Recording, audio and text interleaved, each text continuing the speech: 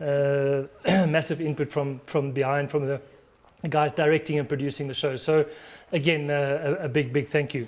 So I would just like to say one or two things. I don't know if I can still see you. I've just gone to something else now. Is everybody still there? Just keep talking, they're listening. Okay, they're listening. All right, so what I would like to say is you have received your basket of goods, your chickens and your lentils and so forth.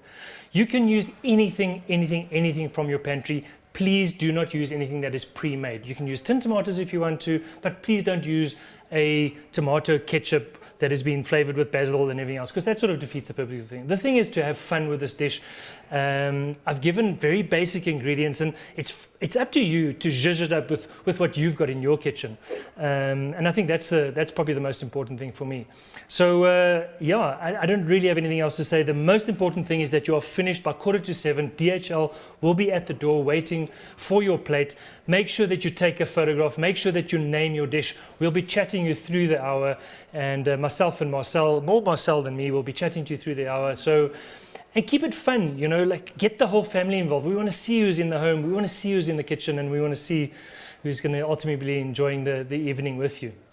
All right. I don't think there are any questions. If there are any questions, please just give us a shout. But if there aren't any questions, you are allowed to carry on cooking, as in right now. So 6:45, 7:45, you have to be done. So please fire away, enjoy yourself, have a glass of wine. I'm having a little dirty martini, because I can. So enjoy yourselves, everybody. Cheers. David? Yes. David? Harissa? Yes. Is that okay? No. It's made. No. No, it's pre-made. Okay. You have to start over, Spasia. Yes. Sorry. Now that's a disaster. No, it's not entirely a disaster. Go on. What am I going to do? Just do it. Just use it. It's fine. Whatever. Okay. Thank you.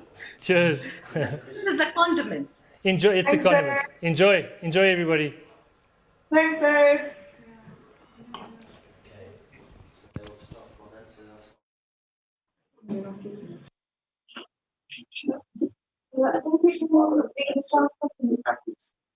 And he's like, well, you can't pre-made.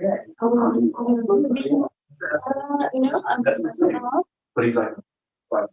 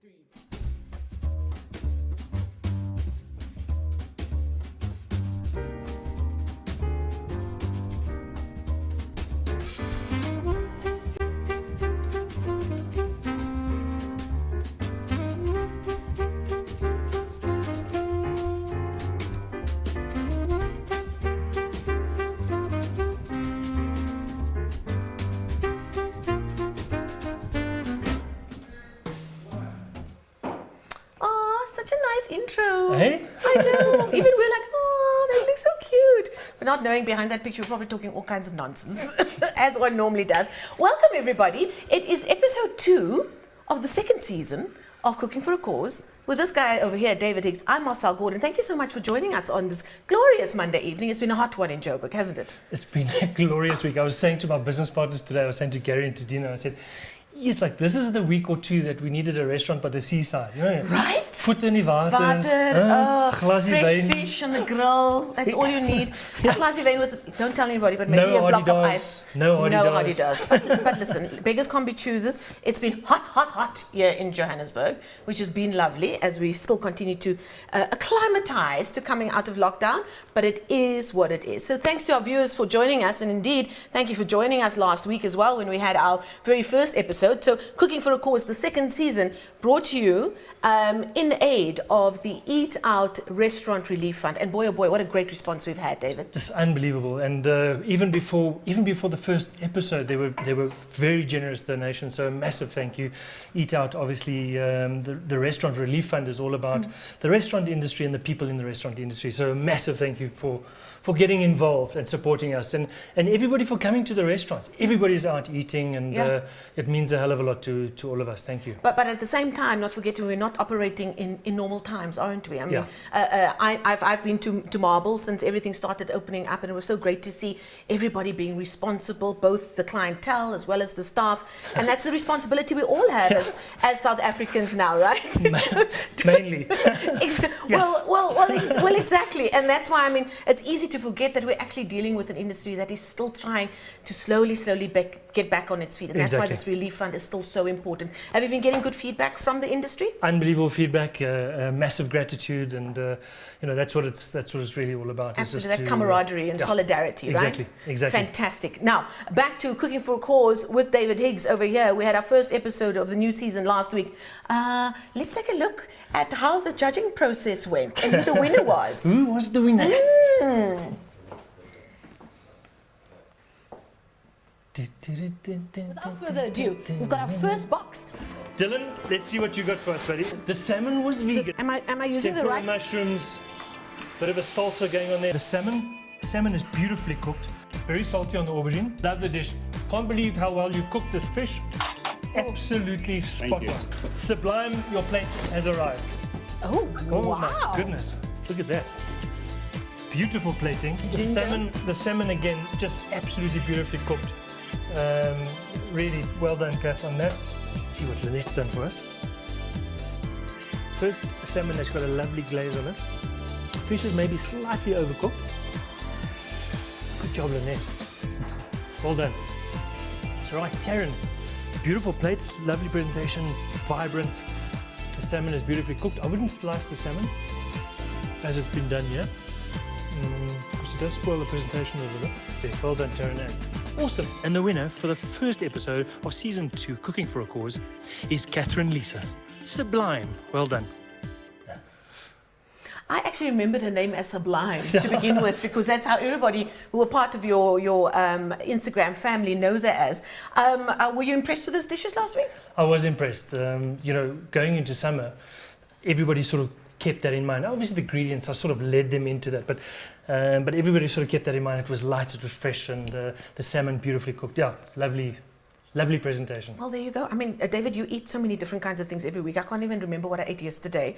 And there you can remember what what the winners or what our contestants came up with last week. And of course, it means that Sublime is the first one through to our grand finale. But before we speak about that grand finale, also just to mention that our virtual competition will kick off tonight as well. We gave everybody a taste of what it could be next week, because we know we've got so many people watching from different parts of the country. unfortunately, because of the logistics of this competition, we can only have contestants who take part in and around Johannesburg, close to where you live, because time is of the essence. But if you're in other parts of South Africa and you'd like to be part of our virtual part of our Cooking for a Cause competition, take a look at the details here.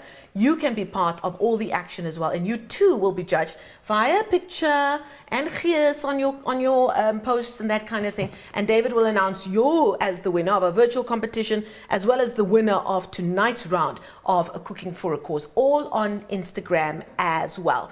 And this all leading up to our grand finale at the Mille Experience Kitchen, our new partners on board. Yes. That's going to be a sexy place to do it, isn't it? Apparently so. Can't we see what this kitchen looks like? Yes, we will. Isn't We there can like find out right now. Yeah, exactly. Hey? I have a deep drive inside me to go where nobody has gone before. The new Miele Generation 7000 range is designed to be more intuitive than ever before, packed with groundbreaking innovations for consistently perfect results. When technology is this intuitive, true creativity can really start to flow. Redefine perfection with Miele. Sure, that is sexy. The mooi advert. Blomme sommer in die fridges. Damn, makes you want to cook. yeah. Well, if you want to get a taste of that, you want to take part in Cooking for a Cause with David Higgs and be part of that grand finale with the lovely folks at Miele. Now, back to this week. We've got a new batch of ingredients, a new challenge for our motley crew of contestants who have started cooking about just over 15 minutes ago as well. So they are hot in the kitchen. But before we meet them, let's meet the ingredients for this week. David, what have you dished up and put in their box this week? Exactly. So, just under the hood, we have our Le Creuset plates. Each contestant has a different color plate, so we know who they are. And what we have given them, I'll read through the ingredients in 1 second, but basically what happens is these ingredients that I'll read through now get delivered in the afternoon. The contestants then are allowed to use anything from their pantry, but nothing that is pre-made, so no pre-made sauces. So something like a harissa, you can't take it from the bottle. I mean, come on already. Eh? Okay. Let's not get into that. Anyway, so nothing that's pre-made, but you can use spices, you can use tinned tomatoes, that kind of thing, but nothing that is pre-made. But you're not expecting us to at least grow our tomatoes. We can take the tomatoes out of the can. Yes, you can. Anyway, so the ingredients for tonight, we have Hardy does. the incoming hardy does. That's not on the menu. So we have baby marrows, we have fresh peas, onions, garlic, the normal, lentils. Okay, we've got a tin of lentils because we don't have time to cook them. We've got tins of lentils, halloumi, 2 chicken thighs on the bone, a packet of pasta, obviously from our Bellissima range, from Yes, from Fatties and Monies. Exactly. Fresh basil, some lovely fresh asparagus. In the masterclass just now, I'm going to show you a couple of tips with that, and then some fresh tomatoes as well. And remember, as I said, the most important thing is that you have to be finished in 1 hour. DHL then picks it up from you in this plate and delivers it to me within 20 to 30 minutes. Unbelievable. So that's pretty much it. And last week they did such a great job, because I was here when we unboxed the first of the arrivals. The plating, some of the plating was quite pretty and intricate, and not an ingredient was out of place. Yeah, exactly. I was so impressed by the gents from DHL. So they've really been taking their job very seriously, and they were quite excited to be involved. So these dishes delivered to David's house by our good friends at DHL, and they are really an important part of this process, because if the food doesn't arrive, there's no food to judge, and then we're stuck with a grumpy David Higgs over here. But he's not grumpy at the moment, because we're about to go to the kitchens of our contestants. It's my favorite part of every show, is meeting all of these different people who live in South Africa. They have different kinds of heritages, and they allow us into their kitchen and show us what they're about, and what their family's about, and what their loved ones are about. So let's do that right now. Our first contestant, Ravishni Mahadeo, she's 27 years old, and she lives in Ilovo, and we're about to cross to her kitchen to find out what she has got in store for us. I'm Ravishni Mahadeo, and I'm 27 years old. I am first generation South African, Mauritian by heritage, and a management consultant by trade. My passion for cooking started about 8 years ago through a great friend who's a current foodie and blogger. I've continued to explore new recipes and have tried to draw inspiration to create some of my very own. I definitely am looking forward to be part of this great city initiative, and hope to make positive impact through my experience. All the different days? Okay. Well, there we go. I was very interested to hear her because of the biryani pot that we live in South Africa. We've got so many different influences, so many different backgrounds and heritage. It really makes food in this country so exciting. And Ravishni is a perfect example of that. First generation South African, but Mauritian by heritage. And Mauritian food with all of those different influences, the Creole influences and all of that. I'm quite excited to hear what Ravishni has in store for us. So let's go right into her kitchen in Illovo, which is not far from where we are right now. Ravishni, can you hear us? I'm hearing movements in the kitchen. There's pots, there's pans. Yes, there's commentary on the side. And the Zoom is about to kick in. Part and parcel of our lockdown life, isn't it, Zoom? Either unmute your button or I'm just waiting for a signal. Or... Can you hear me? I can hear you. Can you hear me? Yeah, just remove your laundry from behind you. Hi, Ravishni. Can you hear us? Oh, she's very serious. Yeah, very focused. Very serious. Hi. Hi. It's Marcel and David on the line here. You look far too at ease. And you look far too at ease and relaxed for somebody who's taking part in such a serious competition. I've got a great team behind me. My sister, my brother-in-law, my partner, they're all here. Do you have family? Come, let's see them. Let's see them. Hey, there's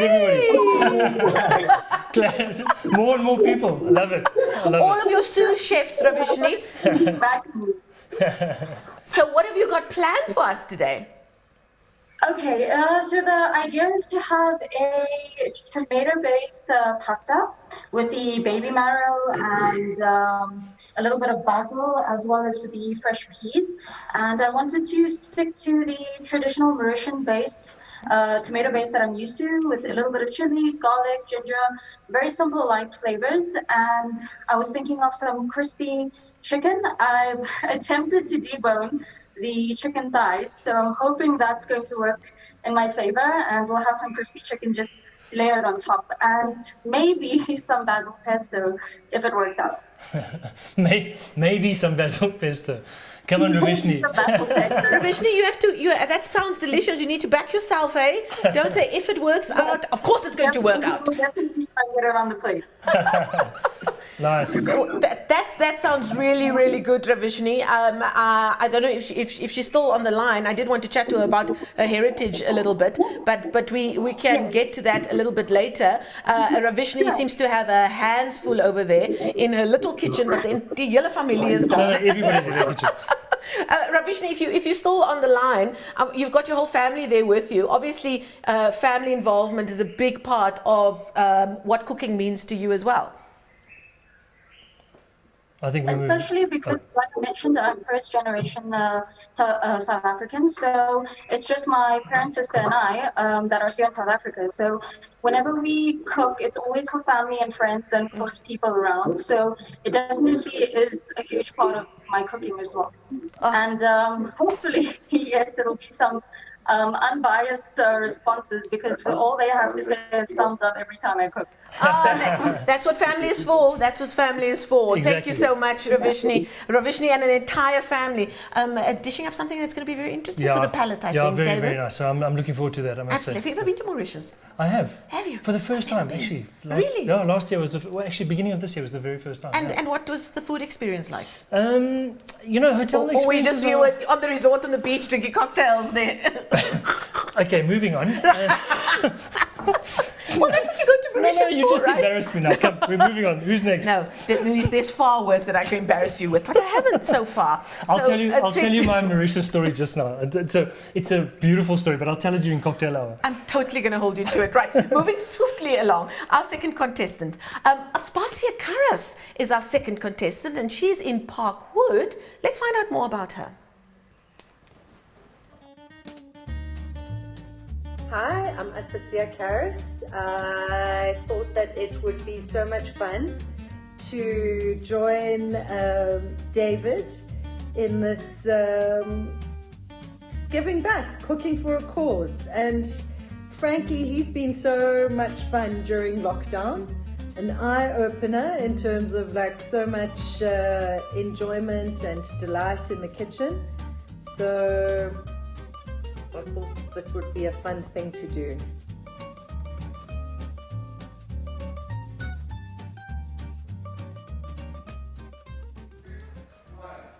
Well, that's Aspasia Karas, a lovely selection of contestants we have today with people from all kinds of backgrounds. Aspasia there telling us a bit about herself and how she was actually led to take part because it was for a good cause. Yeah. So we're going to try and cross to her kitchen now as well, and that's in Parkwood, also not very far from here. I mean, our contestants are so close to us, we could smell their kitchens if we wanted to. So while we wait, oh, there she, and look how fabulous you look, Aspasia.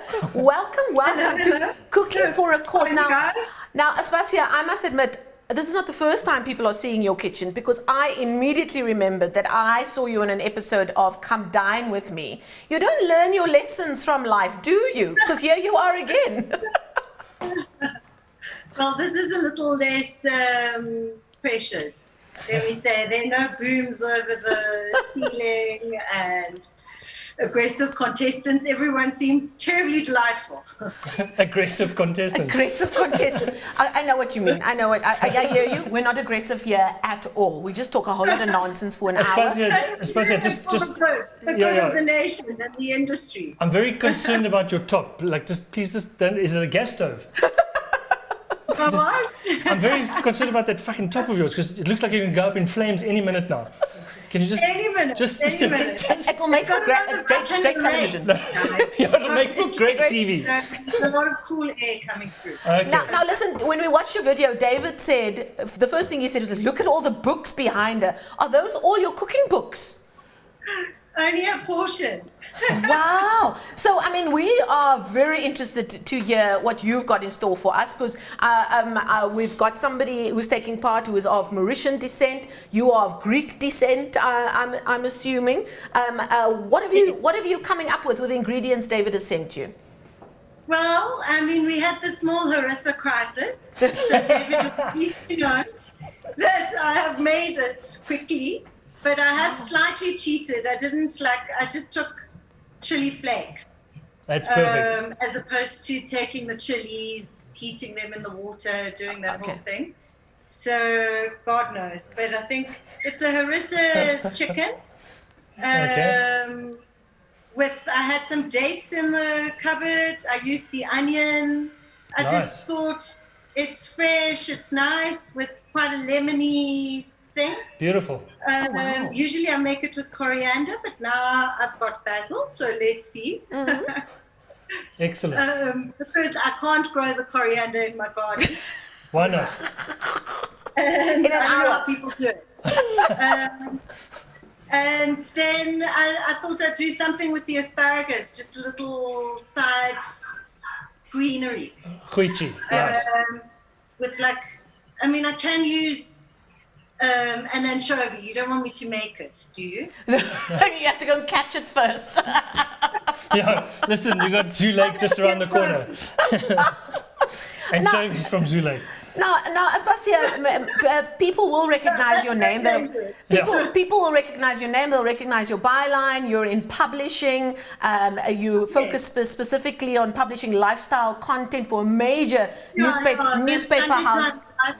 So I thought I'd write this up so that people watch more of it. And so we get more, donations. Excellent.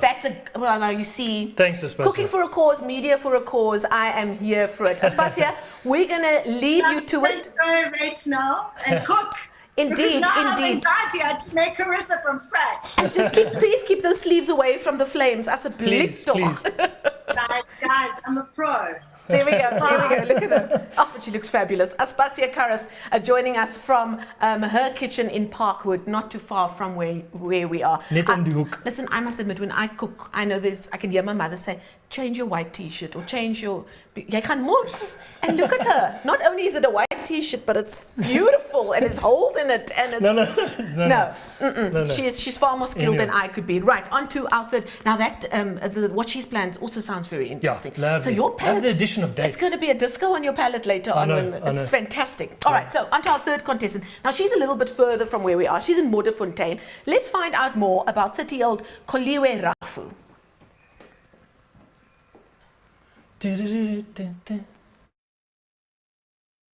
Hello there, my name is Koliwe. I work for a multinational pharmaceutical company. I am here today because I love cooking, and I love sharing my recipes on my Instagram. And so when I saw this on David Higgs's page, I thought, why not enter? And I could not miss out on the opportunity to do this. So I hope you get to know me a little better from this experience, and let's just enjoy it. And of course, the most important thing is that this is being done for such a great cause. I am incredibly honored to be a part of this.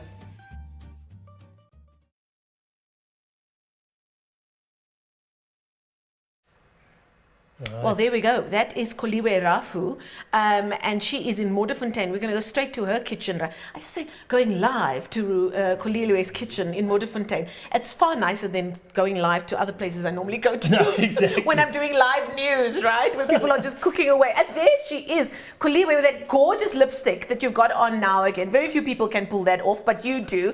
Thank you so much for entering Cooking for a Cause. Now, you are originally from Matatiele in the Eastern Cape, but you live in Modderfontein right now, and you do great. You're very passionate, as are most of our contestants, all of our contestants who take part, but you're passionate about getting people cooking and knowing that they can cook delicious food on a budget.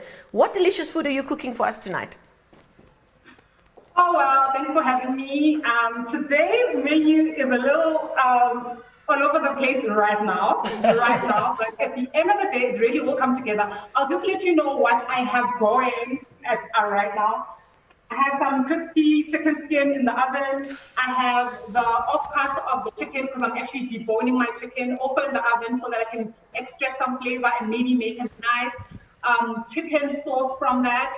I have my I have my lentils in the pan there with a little bit of garlic, a little bit of chili, and some cumin. So I'm trying to harness or work with Middle Eastern flavors to put this dish together. Beautiful. So I'm mostly using the vegetables, and I'm thinking I'm not going to use the pasta. But I'm thinking, because like I said, I am going to put it all together in just a little bit. Well, just remember, you've got just over 20 minutes left, so don't leave it too long. No pressure. Ooh. Ooh. Okay, and because of that, I think we're going to leave Koliwe for now, and we'll get back to her a little bit later on, because she also sounds like she's doing fascinating work, both in a day-to-day life and then also in the realm of food. So that's Koliwe Rafu joining us live from Modderfontein, a bit further than everybody else as well. Yeah. So that plate will come van ver af, as they'll say. Exactly. All over Jersey. Exactly. On to our fourth contestant, Aneska Latsky, 32 years old, lives here in Johannesburg. Let's find out more about our fourth contestant. Hi there, my name is Aneska. I am 32 years old. I'm a brand new mom of a gorgeous 8-month-old baby girl, and I work as a chartered accountant in Rosebank.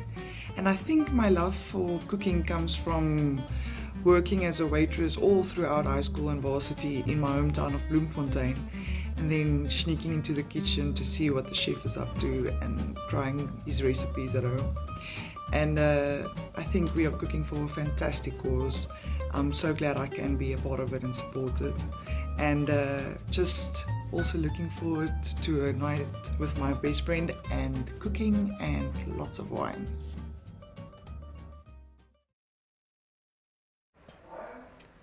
Well, she's a girl unto my own heart. Looking forward to a good night of cooking and lots of wine.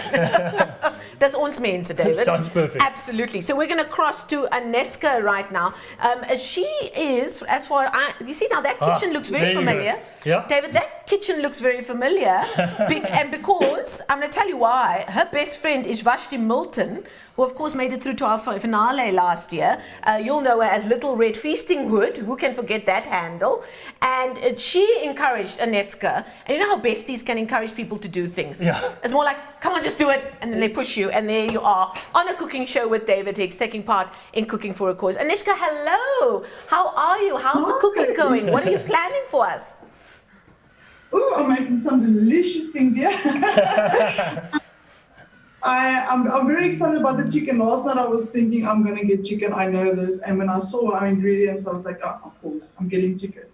So I'm very excited. I decided to call my dish Yummy Chick Thighs. So I'm making marinated chicken thighs. I marinated it in some olive oil and some garlic and paprika, some barbecue spices, some balsamic and seasoning. For that lovely fresh basil we also got. I'm making some mushy peas that's busy frying here with some chili, some garlic, onion, and some mint. And then I'm experimenting with the pasta. I'm trying something.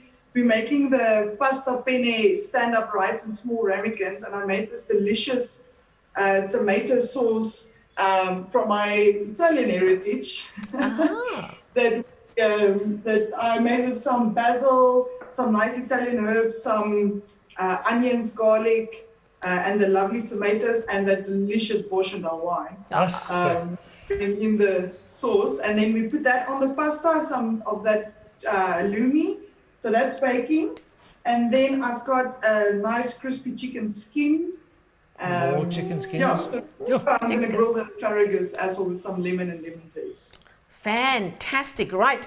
Anushka, it sounds like you've got quite a few things going at the same time. It's also going to make for some interesting plating that as well. So, I mean, we've got Mauritian influences, we've got Greek influences, we've got Eastern Cape influences, and now we've got Italian influences as well. So we're going to leave you to it. You seem very at ease, but you've got so many different elements. I don't want to take up more of your time in our good friend Vashti's kitchen, so we're going to leave her to it. What do you think of it? I mean, because there's some weeks where you've got ingredients where people all kind of go in the similar direction, but this week it's all over the place. No, it is all over the place, but that's what makes it so interesting. Absolutely. You know? And that's what's nice about when you use things from your pantry. Your pantry is generally stocked with stuff that you like to Absolutely. eat, and we're all different. Yeah, so like your pantry is stocked with granola today. Yes, you're throwing away all the secrets here. David went shopping today. Okay, I've got 4 bags of granola. It's got the most impressive collection of granola I've ever seen in my life. Anyway, moving swiftly along. It's going to be a very, very interesting selection of food. I'm actually very, very excited because it's just going to be nice and exciting and interesting to taste as well. And what was interesting is some people are using the pasta more traditionally because you've selected penne this week. Others are not using it at all, and some are using them in different interesting ways. So that's all part of the competition, isn't it? Exactly. But thankfully, through our partners at Fatties and Monies Bellissima range, they've allowed us, well, not allowed us, we've included them in our very interesting box this week. So let's find out more about Fatties and Monies. Fatties and Monies. Bellissima. Fatties and Monies Bellissimo. Fatties and Monies ottimo cibo. Tagliatelle, farfalle, linguini. When life inspires you to create, Bellissimo will give you the freedom to. Introducing the new premium quality pasta range from Fatties and Monies. Bellissimo. Bravo to you. Bellissimo.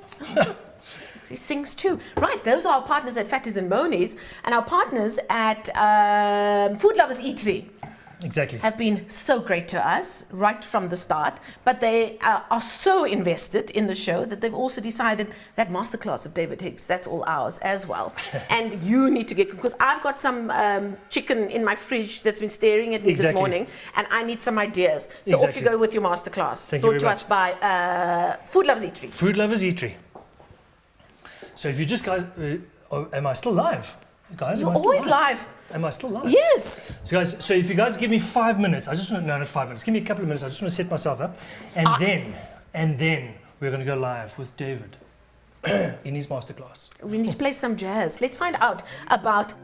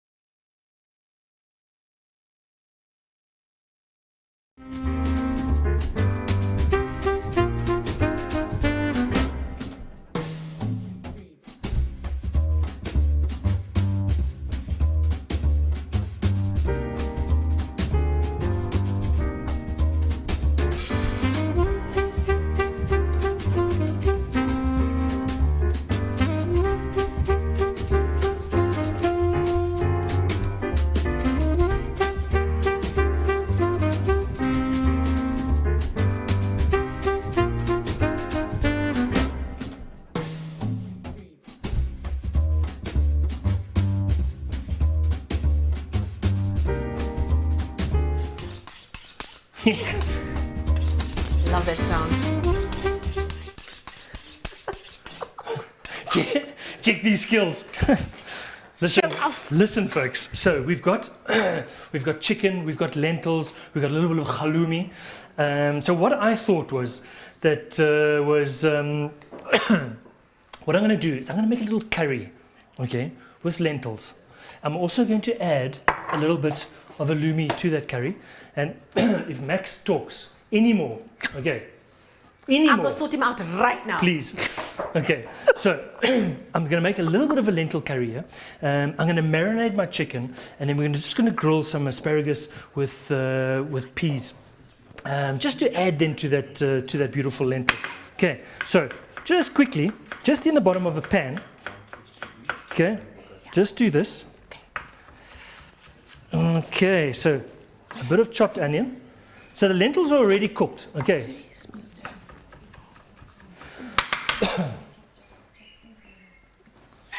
All right, there we go. There we go. Crush that. I like that. I can hear you here, bud. Right. Okay, we've got ginger, we've got garlic. Okay, and a little bit of then the onion. So what I'm going to add to this then as well is a little bit of fresh tomato. Now the fresh tomato with the lentils, okay, is what gives it the lekker sauce.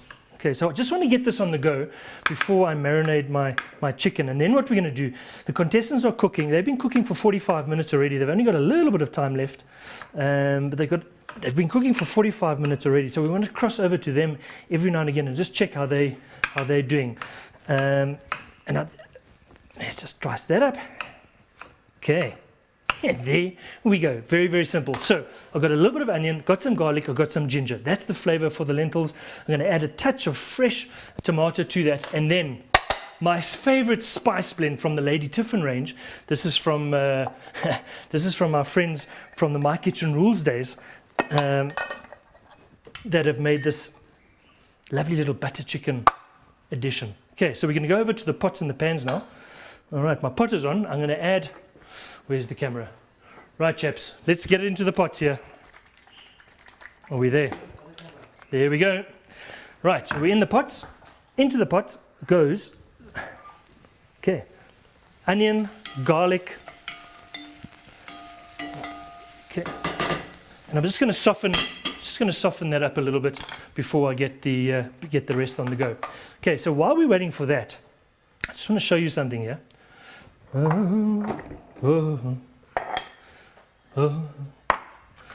Okay, these chicken thighs. All right, so what we do, generally when you buy the chicken thighs, they've got a lot of bones and stuff in.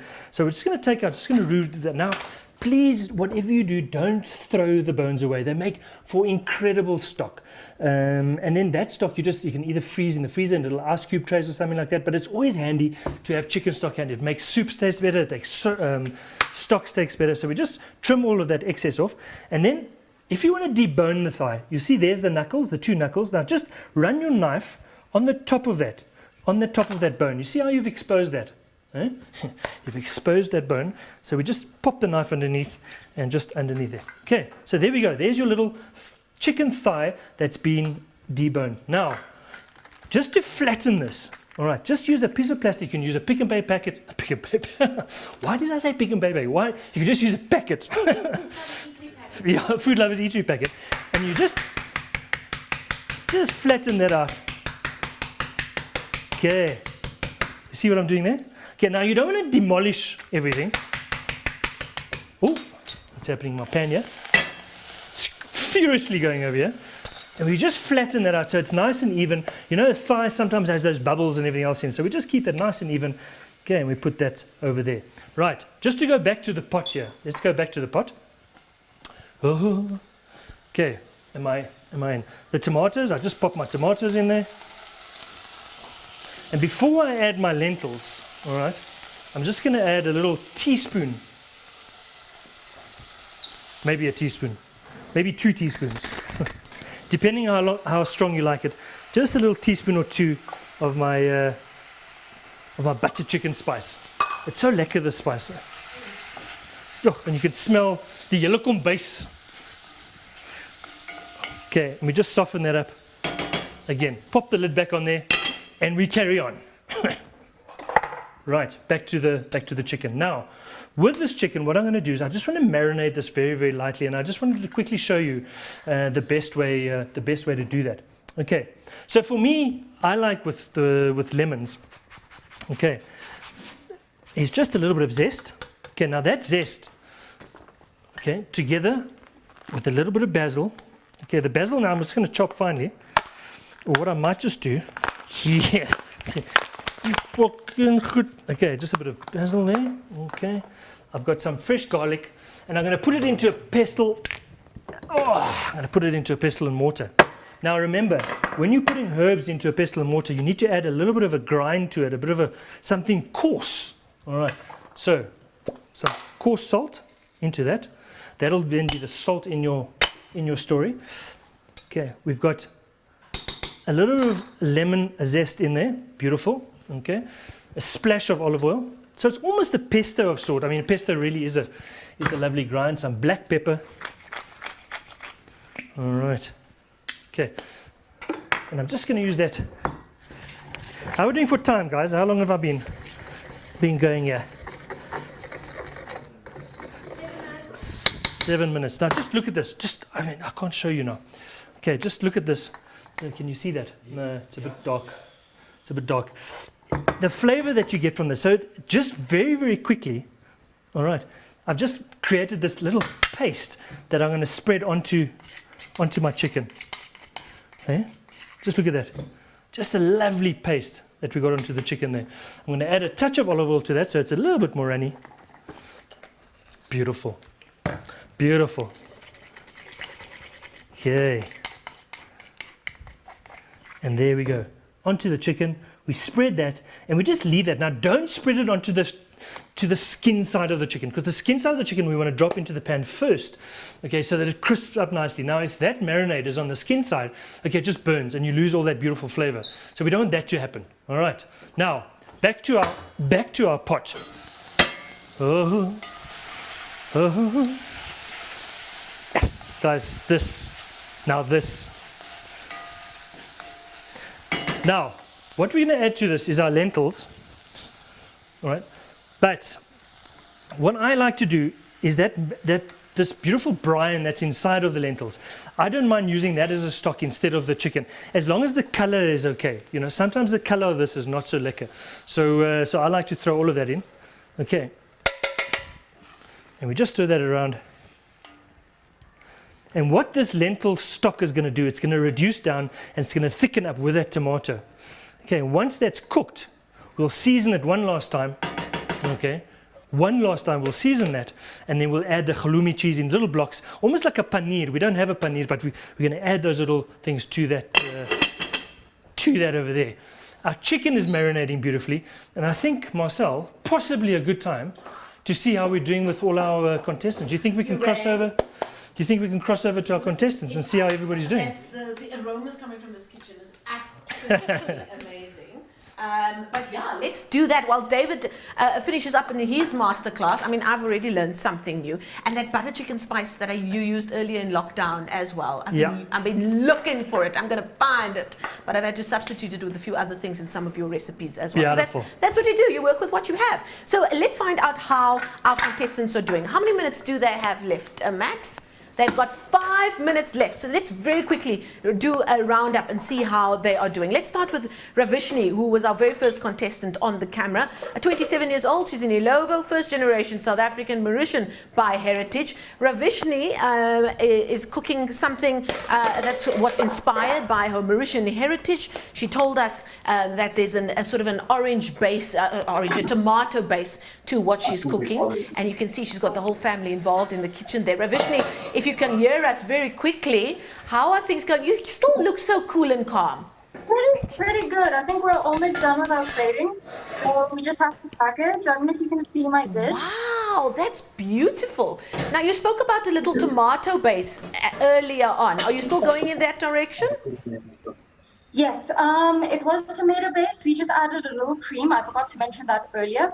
So it's got a little bit of a kick, but it's creamy at the same time as well. And I think the basil pesto has worked out at the end, so we've also added it to our plate.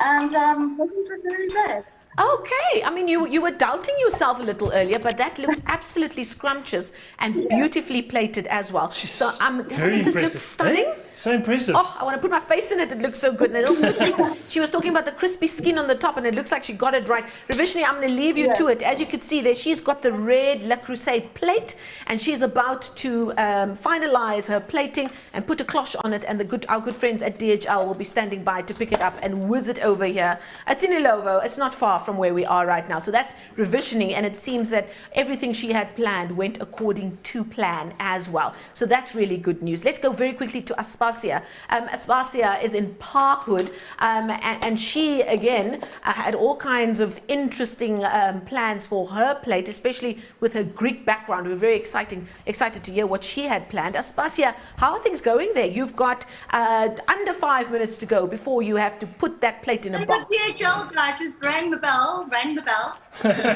Yeah, he's a bit early. And we're I'm quickly plating. I'm plating, guys. And are you happy with how things turned out? Totally ecstatic. Oh, wow. Come, let's see. I don't know. Let's see the plating. Come, show us the plate. Show us the plate. It was touch and go with that harissa situation. But you know what? It's fine. We've got to play by the rules, guys. Yeah. Yeah, we like to. But no, show us the plate. Well, here's the plate. It's empty. Oh, okay, all right. What are you going to call your plate, by the way, your dish? A symphony in blue? I don't know. Oh, wow. Okay. Beautiful. You can see she works in publishing. So creative. Aspasia, we'll leave you to it. She's got some plating to do very quick. Mediterranean. There we go. Something Mediterranean. Aspasia, hard at work. She has to plate very quickly. She's in Parkwood. The DHL guys are already ringing the bell. Yeah. They're ringing the bell. They're always on time. Always on time, indeed. We've got 2 minutes left. Let's now take you live to Modderfontein, where Koliwe Rafu has been cooking up a storm. She also had some interesting things planned. Koliwe, you've got 2 minutes left. Tell us very quickly how have things gone. Things have gone pretty well, I must say. I'm very happy with all the different flavors. I'm starting to plate now. Oh, okay. So I'm just using a mold to keep everything together and pretty presentable for what I'm presenting. But I'm really happy. I have some vegetables that have been blanched, and now I'm just quickly charring them to get a bit more flavor from them. I have my lentils that are also sauteed on the pan. Very, they have a curry flavor in them. And I have my chicken stock, which I am successful in creating. And what else? Oh, my chicken is coated in tartar. I had kept it in some buttermilk for like an hour before taking it out and then frying it. Sure. Yeah, I think I'm happy. I'm plating now. Well, I'm sure David is going to be very happy tasting that. We're going to leave it to it. The name of your dish very quickly before we let you go. Ooh, I'm going to call it Lucky Lentils. Lucky lentils. Well, there you go. As simple as that. We're going to leave you to it, Koliwe. Off you go. Plate. The DHL guys are waiting for you. And she's all the way in Modderfontein. Right. Just enough time to catch up very quickly with our last contestant, Aneska Latsky, 32 years old. She is from Hyde Park, but she's cooking in her bestie's kitchen. Nice little excuse for some wine on a Monday night. Aneska, you've got 30 seconds. Very quickly. How's it going there? Oh, it's going well. I couldn't have done it without Bash. She's been cleaning up around me and sous-chefing me. And drinking. So, a lot of fun. I'm going to have to catch up on all the wine, though. I think so. Show us your plate. It's almost ready. Show us. Is your plate ready yet? Not completely. Guys, I'm almost done. Yeah, I'm just going to... The pasta thing didn't come out exactly how I imagined. And you need to put the camera a bit down. The pasta thing didn't come out exactly how I planned, but I think it will still be amazingly delicious, and at the end of the day, that's what matters. That's absolutely beautiful. And do you have a name for your dish? I'm calling it yummy chick thighs. Yummy thick. She did say that. I was going to say yummy thick thighs, but that's a different show completely. Aneska and Vashti, so nice to see you, friend. Yes, it's great to see you guys again. I mean, obviously took the opportunity. Exactly. You have to enter. You're my sous chef. You've got to enter. That's what we love to hear. I mean, Our if Cooking for a anything, Cause we end up family. with washing up. Fantastic. Thank you so much. So don't be confused. Aneshka is taking part. Vashti had her turn the last time and she went through to the final. So hopefully she is a good omen for her friend Aneshka. But it looks like they don't really care. They're just having a jolly old good time on a Monday night. Who doesn't want to drink wine with your bestie? Exactly. Especially when you've got an 8-month-old at home. Mama needs a break, so let me cook on a show with David Higgs while sipping wine with my best friend. That's a perfect Monday night, isn't it? It's so lekker to have you in my kitchen. Maar ek praat baie. I always see myself, she's always interviewing one, always interviewing on TV. No, but she always like chat, she always like makes time for me and so lekker to have you at home. Hey? More wine for you. Yeah. Now, speaking of which, we now know what they've done. Our DHL guys are right on the button. They're going to be speeding over here. Loving it. How's your dish turning out? Yes, come over here. Yeah. Where's this? Are we on that? Where are we? So basically what I've done, so guys, just to refocus here, so we got this beautiful halloumi cheese I've just dropped into it, but you must see how gooey it's got. I see now what you mean about the paneer, because that could work as well. Delicious. In fact, that would be delicious on its own. It's so good, but guys, what you can see here now, you can't actually see it that closely, but the liquid is reducing nicely now. You can see the liquid is coming down now, so that'll thicken by itself beautifully. And then also we've got that lovely halloumi in there, which is it's all about texture. It's all about texture then as well. All right, so the chicken, I've just cooked it nicely. Look at that. Look at that. Hey? You had me at chicken skin. Yeah, exactly. So I'm just going to turn that off. I've crisped it on one side, I've turned it over, and I've just actually switched the pan off because it'll cook perfectly by itself as well. And in that chicken fat, I've added no oil to this pan whatsoever. Really? In the chicken fat, I'm cooking this asparagus. So it's that lovely chicken flavour that'll come through in that. And asparagus is a lovely vehicle for that kind of thing. It is. Isn't It just takes it on. But that's a nice, interesting, different way to do it, because normally you just do the lemon juice, the salt and the pepper, and then you just feel very healthy after eating it. But that's the lekker thing. Well, chicken skins. Well, okay, all right. Not that healthy. But I mean, it really is about the flavour. Die mense kan nie ons gesig tussen nie. Sorry. All right. But we've got a few contestants who tonight said they were going to do something with the crispy chicken skin. Yeah. I'm sorry, I'm a massive chicken skin fan. My partner Liam and I, when we it's the best part of the chicken. Before we even order a chicken dish, the first question we have is like, is the chicken skin on it? And normally people say, oh no, we don't put the chicken skin on. We're like, okay, so we're going to order something else. because of the whole health movement, exactly. you're not supposed to eat that much of it. Exactly. But I mean, what is the world without chicken skin? I know, right? You know? So, all right, so we're going to go back with the beauty of innovation and technology. We're going to go back to our contestants very quickly. I think we're going to see them all on one screen. There we go. Oh, time. Chaps, we're almost done. So obviously we've got Ravishni and Aneska has gone to hand over their boxes. We've got some bad news for Aspasia and for Liwe, because time is about to run out. So you better get cracking so that those DHL guys and gals can get the food over here, so that David can judge them. Judgy McJudge here behind me. Has that been difficult for you? The whole like judging thing. Because you're not a judgy person by character, David. Well, it's debatable. No, I'm not at all. I love food. I eat anything, and I just enjoy food. And don't you love it when somebody else cooks for you? Oh, it's the most, right? Like there's nothing better than mom's overcooked green beans, mom's overcooked lamb, or mom's carrots with a biggie suiker up. Yeah, exactly, with sugar and everything. But there's nothing better than being cooked for. And I'm not talking about going to a restaurant. I mean, when friends invite you around to their house, it's that is probably the most special thing you can get. So when people are cooking for you, taking time out of their day to cook for such a worthy cause, and then get it to deliver to us. Absolutely. I mean, just it can't be bad. And it's the point that Aspasia made. She's taken part in a thing like Come Dine With Me. I mean, we talk about being judgy. I mean, it's just like some people are really awful. But I mean, that's part of what people want to watch, right? But we're a little bit more race here. Yeah. It's a kind of show, but it's still a competition. So well done to all of our contestants who have taken part this week, and they've really poured their hearts and souls into those dishes. There's a little bit of people's heritage, their identity, where they see themselves going with their food journey, all going to be on one plate that you're going to taste. So well done to all of them. Should and also I plate well done. quickly? Yeah, I think you should actually. There we go. Well done to all of them for taking part, and everybody watching as well, because I think a lot of us have picked up some very, very handy tips here as well. So let's take a look at how David's going to plate this up, because that's a very important part of what we're doing. Look, as I mean, well. it's not a. This looks more This is on its own. Yeah, just a. It's like I would have liked it to have come down a little bit more, just thicken so up. you mean not as liquidy? Not as liquidy, but it's still good. But you can see this cheese is just so beautifully soft. But I feel like I could have that on its own. Yeah, like exactly. on a little bowl of mash or rice, and that's like comfort food right But that's there, exactly it. Now remember this marinade that we had. Look at this beautiful. It's nog steeds groen.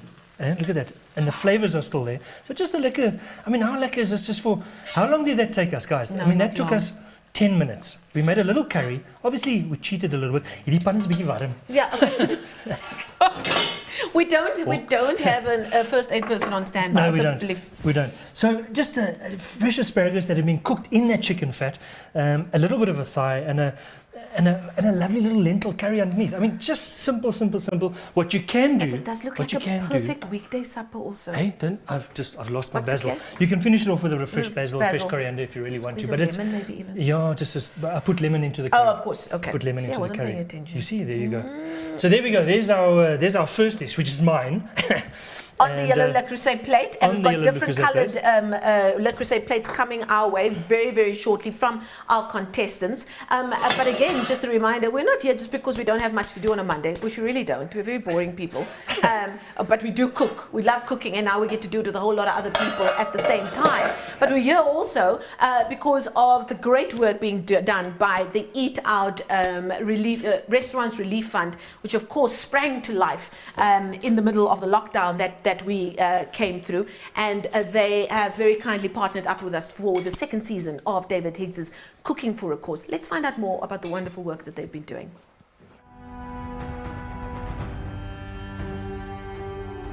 It's just amazing. Everybody's just pooled together. I've never seen anything like it. I really haven't.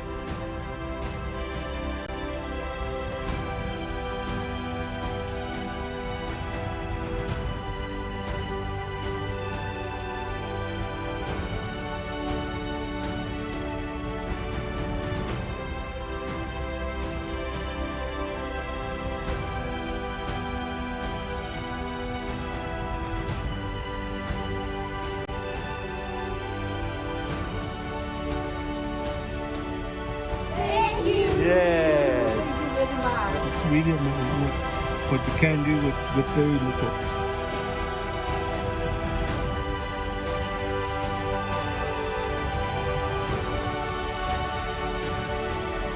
How many meals do we have so far? 1,380.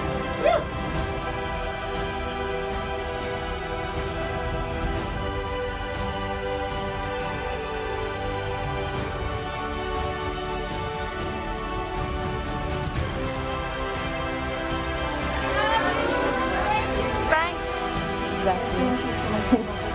I'm so grateful. Thank you so much.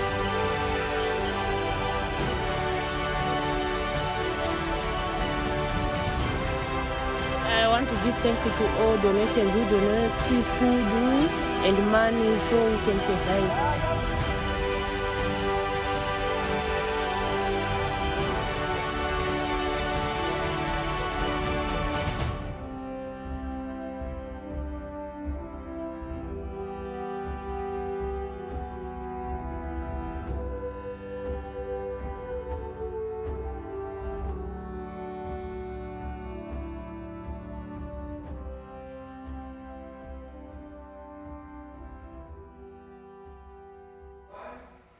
And that's exactly why we are doing what we're doing. I mean, if you're not moved by that, then I'm not sure what will move you. It's really nice to see all my chef mates all getting involved, and you can see the enthusiasm, and so just a massive thank you to those were all specifically the Franschhoek chefs that all stood together, led by Margot, and I saw Neil Jewell in there. I saw a good couple of mates. So well done to all of you, and a massive thanks. And also just a reminder. This all happened this year, and there are people that are still struggling as we speak. And as much as we celebrate exotic food and trying wonderful things with all these great ingredients, there are people who, as you saw in that video, just a piece of bread with some protein and some fresh veg, just on a day, people opening their hearts to be able for kids just to have that 1 square meal a day makes all the difference. So please do donate if you can. Just 50 Rand. All you have to do is scan the QR code that's on your screen right now, and just like that, you can be part of the wonderful work being done by the Eat Out Restaurant Relief Fund. So please do consider doing that. Coming up, however, I was going to say, from sobering news to not so sobering news. Behind me, Mr. Higgs is getting ready for one of his favorite times of the show, or of lockdown really, the cocktail hour. We've got George standing by, who we've all gotten to know during... George, kom gou hierso, because I need to show people your outfit quickly before I leave you all to your own devices. I mean, it is matric dance season. Everybody's doing matric. I feel like he's really dressed up for the occasion. Like the light makes it look way worse though. We could actually raffle him off for the good cause as well. People are still looking for a matric dance partner. Definitely. He's got the outfit sorted out. So this is going to be cocktail. He's going to go get mic'd up. Very quickly, what have you got planned with George tonight? So guys, thanks to Bacardi, we do different cocktails every day, and every day it feels like every day. So tonight is gin night. It's Bombay Sapphire that we're going to be working with. So four, not 2, not 3, but 4 cocktails on a Monday night, using Bombay Sapphire. But perfect for the weather that we've been having in Gauteng, right? Perfect. And I mean, life is just too short just to have tonic and maybe a squeeze of lemon. I mean, definitely. we've moved on as a people. We've moved on as a people. Person. As a person. And afterwards, you'll be seeing more than one person. So, David Higgs, George, Cocktail Hour, brought to you by the kind folks at Bacardi just after this. And as they get ready, let's just take a look at all the excitement from our first episode of the 2nd season of Cooking for a Cause with David Higgs.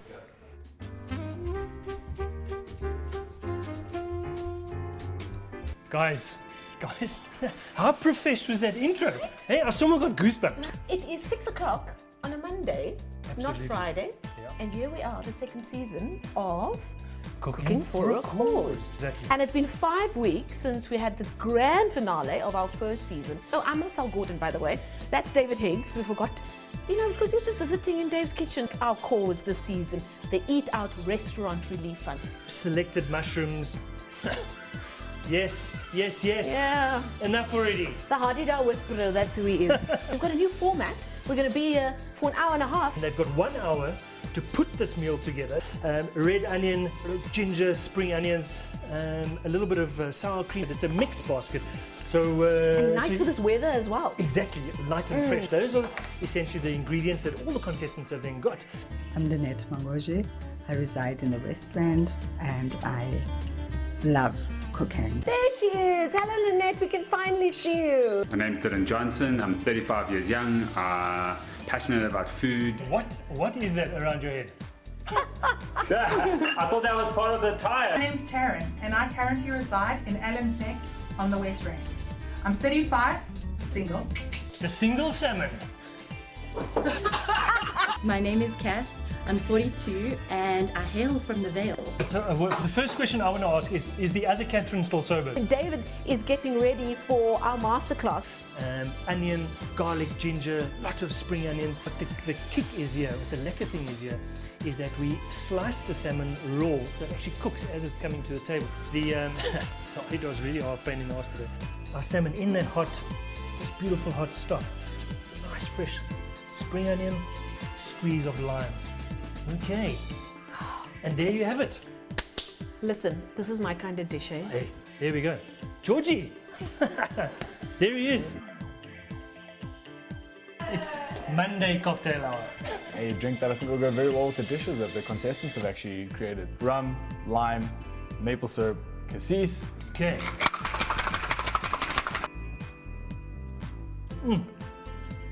Yeah. Oh, can we looks magnificent. Can we check how the contestants are? They are going like Boeings in their kitchen. And Taryn Ann is flying through her kitchen. Yeah. Shoo, I'm sweating on your guys' behalf. Tools down. Tools down. I really think there's a new appreciation of what goes into putting those plates of food in front of you, and also an appreciation of all of the staff.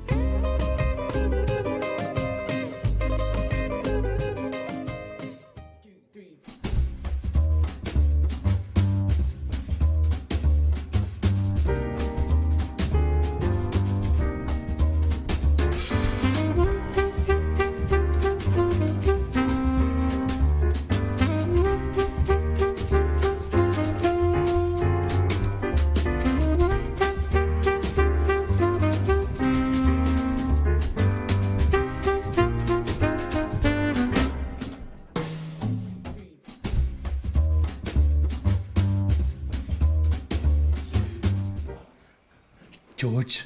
Chef. George is the jungle. Guys, guys, you have to understand that cocktail hour was such a massive part of lockdown for me personally, and what we've seen is a whole lot of other people as well. And it would be a sin almost to lose it. But unfortunately, through you know what we have to do every single day, and we you know our daily routines, we can't keep up with these things because we both work in the restaurant. So so we thought we'd incorporate it here, and thanks to Bacardi, a massive thanks to Bacardi for facilitating it for us and for obviously sponsoring for us as well. So Georgie, I believe Bombay Sapphire is on the menu. Yes, tonight is gin evening, and again, there's been a lot of comments about the weather. It's been hot. We've got some great drinks, especially for hot weather. I think I by accidentally matched the cocktail I'm going to make first. I feel like I dressed as a Clover Club, but it's okay. We'll go with it. It wasn't planned, but I love it's it. all good. I love it. There's also a rose here. Is this garnish? It's garnish. Oh, very good. Just the petal, not the whole rose. But yeah, so should we just jump straight into it? Talk us through it. Cool. So Clover Club, very simple cocktail. It was designed by a famous bartender named Julie Rayner, one of the first kind of celebrity female bartenders, and she actually opened a bar called the Clover Club, which is awesome. You know, it's great to see female bartenders, especially in her generation, really breaking through the boundaries. So I just thought, you know, gin is right now a super popular spirit, and I couldn't do a gin cocktail without giving some love to the Clover Club. It's also great basic classic formula and a little bit of depth with some dry vermouth. Love it. Yeah, so first thing you need is a shaker. I mean, you can use a bigger one than this though. Yeah, it's just the smallest shaker in the world. It really is. 5 blocks of ice, guys. 5 blocks of ice. I think there's 4. I don't think 5. Yeah, exactly. It doesn't fit in the bloody thing. Yeah, so, I mean, that's the whole shaker, so it's good. I actually used it at the restaurants the other day.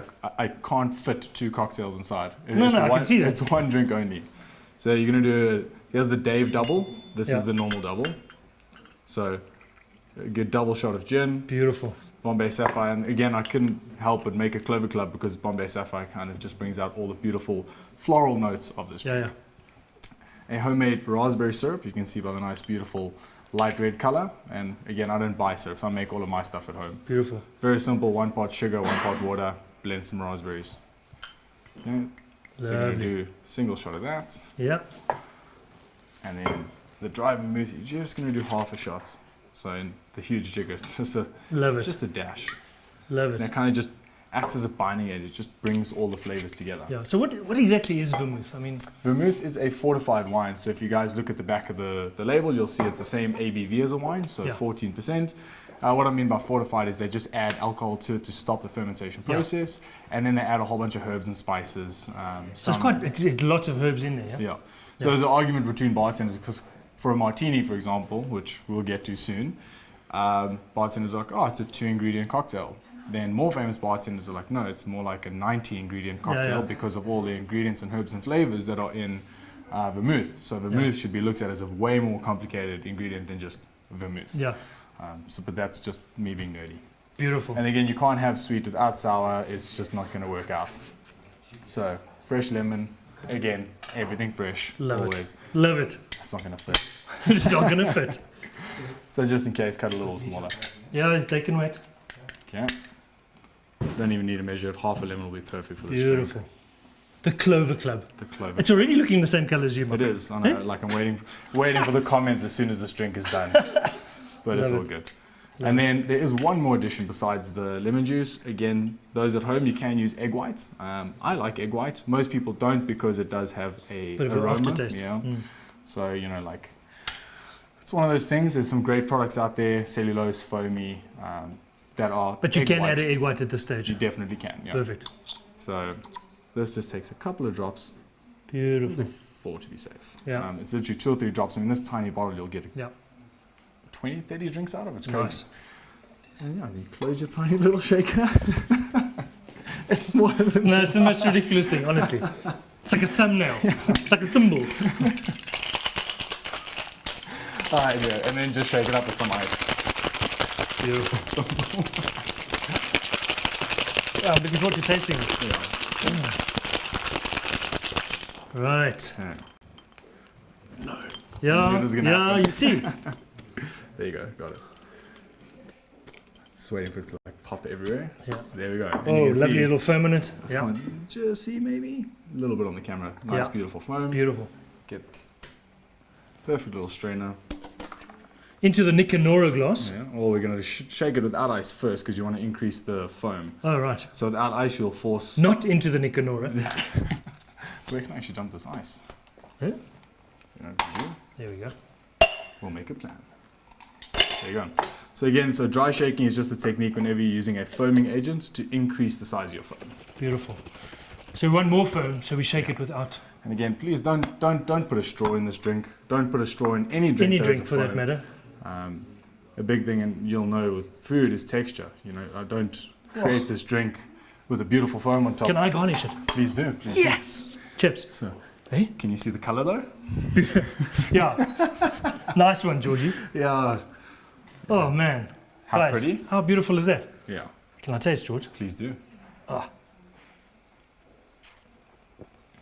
Oh, it's delicious. The Clover Club. Classic. Is it a classic cocktail? It is a classic cocktail. A classic Yeah. cocktail. Guys, we're focusing on classic cocktails. I might have a not so classic cocktail in a second, but yeah, classic. Beautiful. Sour, sweet.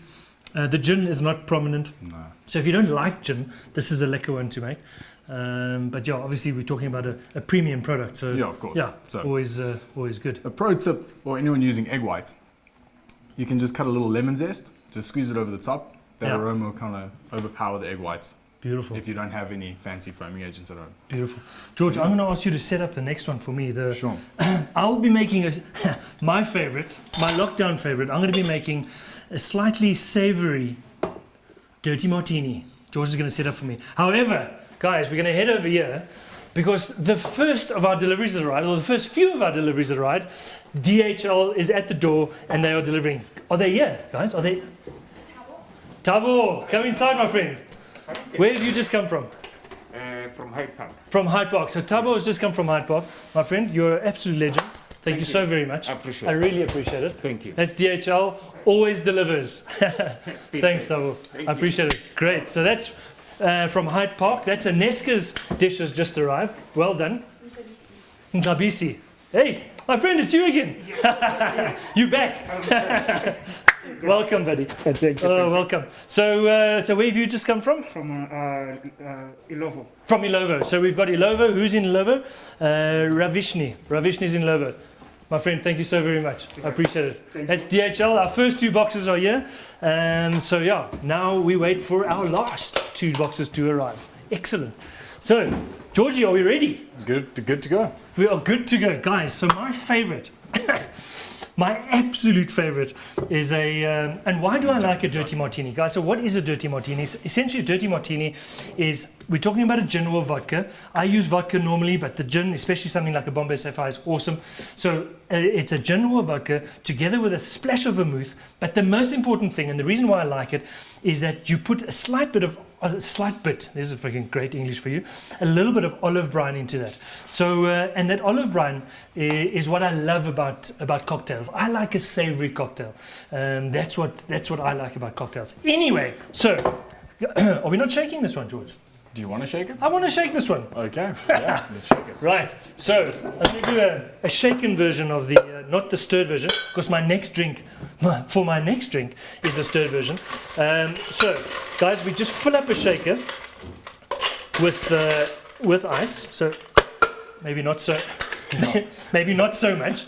We just about 10 blocks of ice. Again, we're not measuring, and we want a double shot. Cheers, George. Yeah, that one's good. That one's good. That's a normal one. Is that it's not the huge one. It's not a huge one. Okay, so I put 2 of these in. No, just one of those. Just one.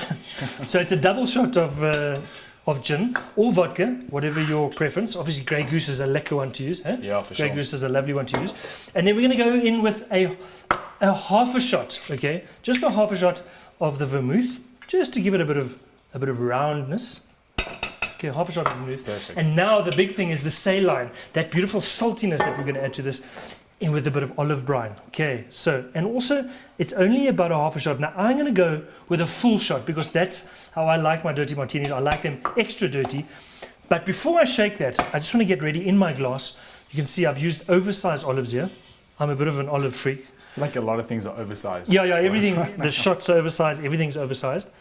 Okay, just in my little Nicanora glass there. Look how beautiful that is. And then we shake this baby. Okay.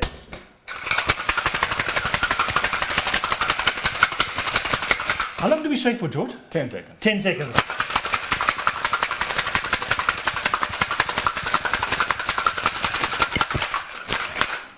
I really until have. the tin gets very cold. Yeah, you can definitely feel that. Beautiful. Look at that. Oh, lovely. Right. So, then into that, we just strain this. Just look at this. Our contestants are standing by. We're going to judge their plates live, so you can actually watch after we have. Oh, just look at this, guys. Beautiful. George, you want to taste? I tasted yours. All right. Yeah. Just give it a taste. Just give it. I didn't actually taste that before I served it, but anyway, how's that? It's great. Is it good? It is good. It's a good I one. like dirty martinis. Yeah. Guys, and a dirty martini it's not sweet, so it doesn't you don't get that sort of bloated feeling from it or anything. It's a really great way to start the evening. Yeah, definitely. I'm just going to add a touch more to that. That's what a lovely little drink that is. All right, so there we have it. So we have the Clover Club, a classic, a dirty martini, another classic in 2 Nicanora glasses, which are my absolute favorite. Yes, and we've got the outfits too. The outfits to match. I don't know if they can see, but you definitely got Clover Club pants on. Yeah, I don't know about that. Anyway, so there we go, guys. We're going to clean down. We're going to get ourselves ready. We're waiting for 2 more. We'll make for 2 more plates to arrive. We've got 2 more cocktails to make, and then we'll get into the judging. So don't go away. Just give us 2 seconds for us to clean down, and we'll get ourselves sorted. Quick reset, yeah. A quick reset.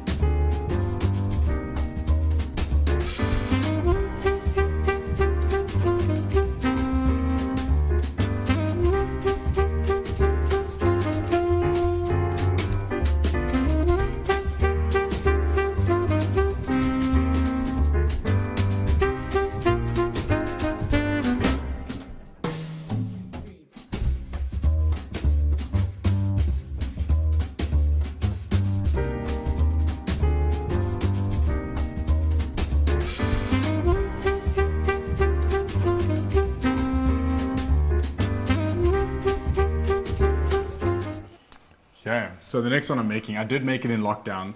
It's a classic that not a lot of people know. It's a super complicated classic in the sense that it actually used to take 12 minutes to make. It's not going to take 12 minutes now, but I was going to say, they just told us we've got 3 minutes. You're like, George, these are quick. I was like, no. This is TV. I somehow managed to bring on the longest drink to make, but we're not going to do it that way. The guy who originally made it actually used to have a team of shaker boys, is what he called them. It was 20 bartenders lined up, and they would just shake this drink and pass it on because their arms would get tired. It was too cold to hold for them. They'd wrap it in a cloth.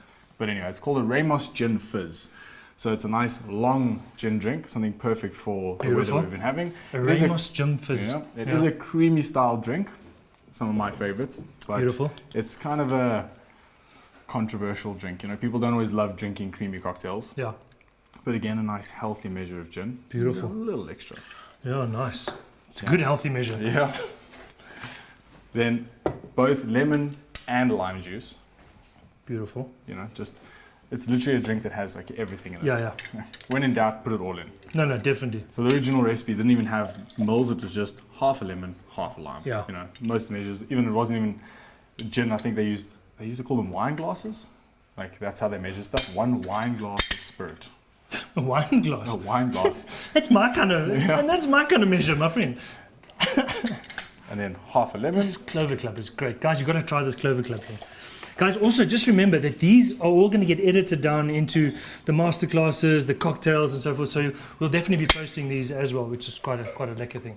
Right. So in there we've got our gin, we've got our lemon and lime juice. Yep. And then to balance it out, the same measure of sugar. So sugar syrup. Yeah, there's equal parts Beautiful. Sweet and sour. A nice product that's new on the market, a orange blossom water. You can do like 3 dashes. Loving Any more it. than that is going to be way too overpowering. Loving it. Then you got to add the last ingredient pretty quick because you don't want it to curdle, but a shot of cream. Yeah, so guys, so if any chef is watching now, you are absolutely shitting yourself because you know you're about to throw cream into fucking pure lemon juice. I mean, it defies all like this drink everything that we've known. Actually makes sense, even when I had to make it for the first time. And then ideally egg white or a foaming agent. Okay, more egg white. Yeah, so I mean this is the fake the fake egg white. Very good. And again, ice. Nice, more ice. Yeah. I really somehow decided to bring like all the smallest equipment. No, I have noticed that. Yeah. Okay. If you guys ever shake it like this, don't hit it closed. That's when the lids get stuck. Just hold it tight. So there you go. It's our last delivery here. Guys, all 4 plates are here in record time. What is the time? I don't even know what the time is. 7:15. I'm having the time of my life, and all the plates are arrived, and we're about to cross live with each and every contestant, and we're going to judge the plates with them. They're going to talk us through the plate. We're going to eat, drink together, and possibly deliver a little bit of criticism. Very festive on a Monday night. Yes, exactly. Okay, some Beautiful. soda water. Soda water. I'm just going to pour that straight in. You'll see it'll foam up nicely. It's kind of like you essentially want to try and get a souffle on this drink. A souffle? A souffle. My goodness, George. There was one of the bars I used to work at, you knew it was a good Ramos gin fizz if you could put a straw straight in the middle. And it holds. And it holds. Excellent. So I mean this glass is huge, so we're not going to go all the way to the top, it'll just be diluted. Well, maybe. Look at that. Look at that souffle. Guys, check out the rise. Hey, and it's at the... Right. Georgie! Looking good, hey? I'm impressed. No garnish for this one. I mean, you can drop a lemon zest on top or anything, but anything else is just kind of maybe going to kill the fun. Beautiful. And that's it, a Ramos gin fizz. Yes, I'm going to give it a try. A Ramos gin, guys, gin fizz. Hey? Get involved. Guys, it's phenomenal. It is phenomenal. Hey, George? Unbelievable. Right, guys, we are going over. We are going to judge the first plates, and we're going to bring the contestants out. So if you're going to give us 2 seconds, okay, we're going to cross over the contestants, and we're going to start judging each and every plate. I'm just going to tidy myself up a little bit.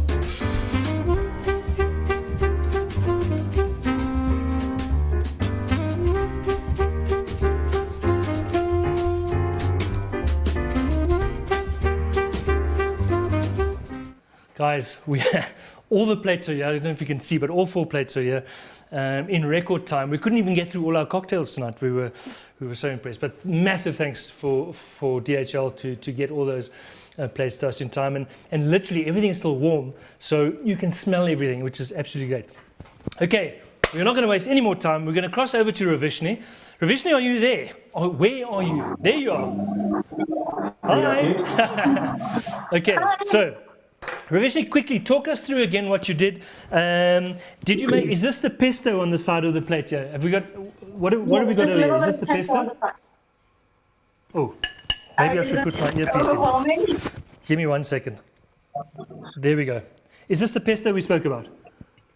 Yes, this is the pesto we spoke about. Very good, very good. And then the pasta, the sauce? So, yes, so what we did is we fried some onions, some red chili flakes, a little bit of smoked paprika, salt, pepper, ginger, garlic, and yeah, we let that sweat out, and we added the baby marrow and a little bit of fresh basil and the pasta as well, and a little bit of cream too.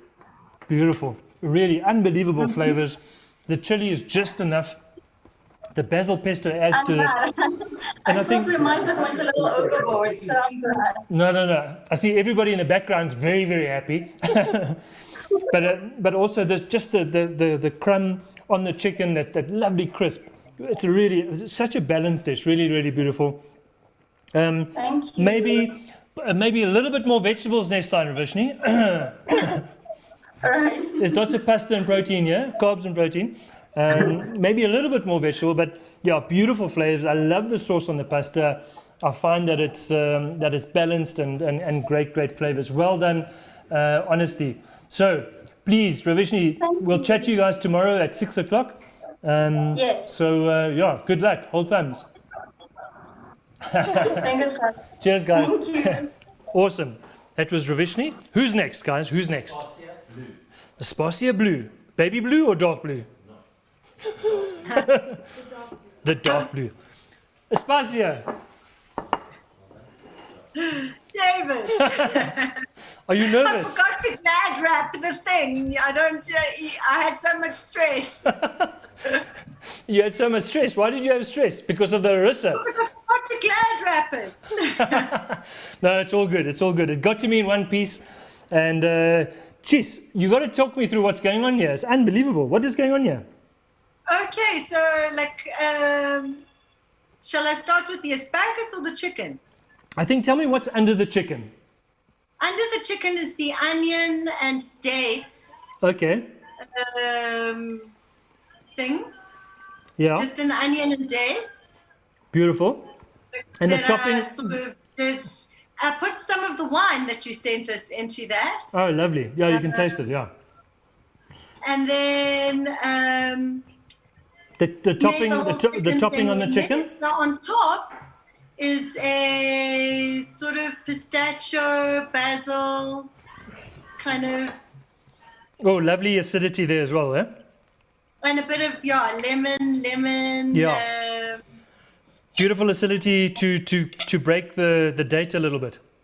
Yeah, and I marinated very quickly in the harissa with some cumin, turmeric. Yeah. Okay. So that's the chicken. The other half of the dish is this asparagus with obviously the basil that you've done. Is this a basil dressing? What have you put on top here? That's a basil dressing. It's got a bit of lemon, a bit of olive oil, garlic. Yeah. Okay. And then it's the spears. I kind of put them in I steamed them a bit. Then I put them in the oven a bit, and then I couldn't make up my mind. And then the base is like a kind of, I had a bit of sourdough. Yeah. And I made like a little thing with butter, pine nuts. Yeah. Sesame seeds by the looks of things, or some seed, dukkha spice or something? Pine nuts. And yeah. Yeah, really interesting. And the anchovy, the single anchovy that I didn't give birth to. Thankfully. And then I fried it up a bit so that it kind of gives it a bit of crunch because, I want all these textures. Beautiful. The texture is lovely. I think I would have fried it slightly less. There's a slight bitterness to it. I don't know where that's coming from, but I think it's possibly from over frying. But it might be. Yeah. But the lemon of the basil, the lemon dressing, and then the dates together with a pistachio, obviously always an absolute winner. So yeah, Very interesting dish. Lovely. Thank you. It's a pleasure. Cheers, Aspasia. There we go. Another dish done. Very interesting. A hell of a lot going on this plate. But yeah, that's what we love about the show. Who's next, chaps? Who's next? Orange. There we go. Koliwe, where are you? Hey! So you have to tell me where's the pasta? So remember, it was kind of coming, and then you told me we had 20 minutes, and everything broke loose. The pasta didn't come, but okay. Koliwe, explain to me what you mean by everything broke loose. Hell, I wanted to say hell. Or hell broke loose. Excellent. Okay, so tell me quickly what you've done. It looks like lots of texture on the plate. I can see we've got crispy chicken skin on the plate. Beautiful. Then have you deep fried this chicken? So I've deep fried the chicken. It was sitting in some buttermilk, and then I just deep fried it. Beautiful. It has a bit of za'atar on the outside, Lovely. and then just deep fried that. The lentils underneath, I used some garam masala for a bit of flavor, and a bit of garlic, and I just sauteed them without having any liquid ready. Because it's canned lentils, I wanted them to preserve some texture as opposed to becoming mushy. Lovely. And then the sauce I did with the chicken, I added quite a bit of lemon in it because I didn't want everything to be monotonous. So I hope you can taste the zest in that. And some of the baby marrow actually got a little bit of some lemon on there, just so as well you can get a bit of zing and a bit of interest in flavor and layering there. Beautiful. It was hectic. I think 1 hour, I thought I had so much time, and it just ran away from me. No, I mean, it was really, and I think that's what I love about this show is that, you know, there must be a little bit of pressure. There's got to be a bit of fun. It's got to take you out of your comfort zone. But I can tell you, your chicken is perfectly cooked. There's lovely flavor on your lentils. I would have loved to see a little bit of sauce maybe somewhere just to loosen it up a little bit. But yeah, Koliwe, lovely dish. Thank you so very, very much. And yeah, we'll chat to you tomorrow at 6 o'clock in the evening. Thank you so much, David. Thank you. Thanks, Koliwe. Ciao, ciao. Right, and last but not least, Aleska. Right, where is Aleska? Is she there? I'm here. How's it? How are you today? I'm so good. So tell me first of all, what is it that you wanted to do with the pasta? You said you wanted to make it stand up. What was that about? Yeah, so I had the idea to have the penne pasta stand up straight in the ramekin. Yeah. Which I did do. And I filled it with my delicious tomato Italian sauce. Yeah. And I covered it with some of the halloumi. And the idea was to bake it and then have it come out of the oven and still keep up standing straight. Beautiful. It didn't do that. But to me, I think everything is about flavor, and I think that that nice heavy tomato sauce and the tomato with the chicken really goes well together. Exactly. So tell me quickly about this tomato sauce, because it's very interesting flavor. It's not acidic at all. It's not overly sweet. What exactly did you do here? So that tomato sauce simmered for long. So I used some of the nice fresh tomato you gave us, some of the onions, some of the garlic. Yeah. And I still made it a little bit more heavier with that delicious Boschendal wine that you gave us. And I added a little bit of tomato paste and a little bit of balsamic. Yeah. And some sugar, because I feel like the sugar breaks that acidity of the tomato. Yeah. So, and a lot of that delicious basil. So that simmered for quite a long while, and then I blended it to make it a bit more saucy. Beautiful. So tell me quickly, let's go to the other dishes. The asparagus for me is delicious. It's got a lovely flavoring to it. What did you do with asparagus? The asparagus was grilled with some nice lemon juice and lemon zest, olive oil, and salt and pepper. So that zestiness coming through there. I see there's some chili in here as well. Did that go into this pea? That's for the pea. So the mashed peas was that onion and garlic that you gave us, and I had a little bit of chili. Well, Vashti had a little bit of chili in her house. Beautiful. And the mint, I parboiled the peas in some minted water just to bring in a little bit of mint for freshness. Yeah, lovely. And the baby marrow's got this lovely little pickle of the baby marrow. Yeah, really, really I threw in interesting the dish. pickle in there just Yeah. as an add-on, but I think it mixes well with the minted peas. Unbelievable. So listen, we'll catch up tomorrow at 6 o'clock live from Marble Restaurant. So we'll chat to you all then.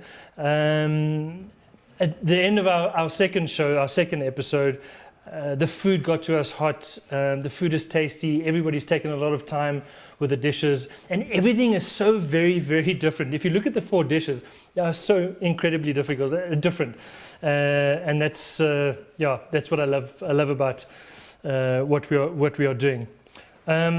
Just to close off, just to finish, a massive thanks to our sponsors. None of this would be possible without them. A massive thanks to all of you for watching. Please, we showed the video of Eat Out. Every week we'll show you a little clip of what's been done with this Eat Out, with this fund that we're raising funds for, or raising money for. It's all really going to a good cause. It's all legit. It's all above line, and it's real. And I think that's what makes it so special. So folks, thanks again. Please catch up with us tomorrow at 6 o'clock in the evening, live from Marble Restaurant on my live Insta page, David Higgs Chef, and we will then announce the winner for tonight. It's going to be a slightly tough call. I'm telling you straight off, it's already a tough call for me. But a massive thanks to Marcel Gordon, a massive thanks to George Hunter, and an even bigger thanks to the team that is behind me, that makes all this very, very possible. So have a fantastic week. It's only Monday, believe it or not. It feels like we're on Friday already, but it's only Monday. Have an incredible week, and look after yourselves.